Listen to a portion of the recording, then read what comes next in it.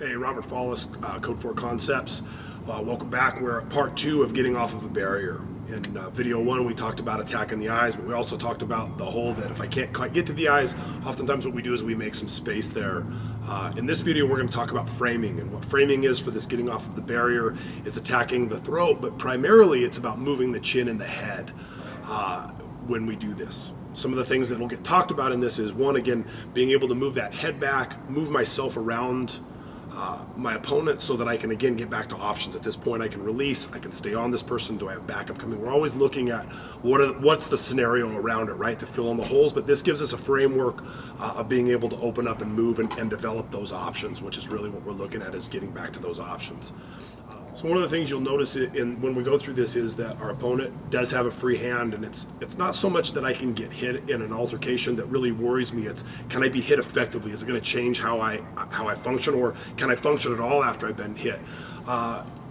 When we go through this, what we've found from doing it by levering and getting that chin back, that if the guy's hitting, it's actually one of the best things that can happen, because it's almost always ineffectual at best, and he's focused on doing the wrong thing.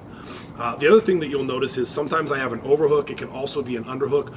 But if we have our weapon system on, I have to be aware of that. So if I'm working an overhook, I want to really focus on pulling that up high. If I have an underhook, that's even better, but I don't always get to choose how that happens when this goes on. Key thing when I do this is that we're doing this at a pace that's controlled. Obviously, I have my partner, Chad, who I don't want to hurt when I'm doing this.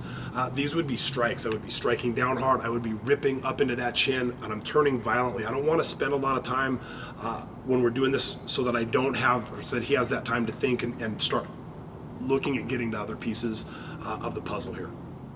So technique-wise, one of the things that we really want to pay attention to is that hand that isn't overhooking or underhooking in its placement, and that's on the inside, so that when I drop it to the sternum, and then I want it tight to the sternum, it's not so much that strike's going to do effect, but that gives me that line where my arm's not going to be out and be able to be manipulated and attacked as well, and it makes my turn far more effective. If that arm's on the outside, I need to make some motions to get it back to the inside for this to work well.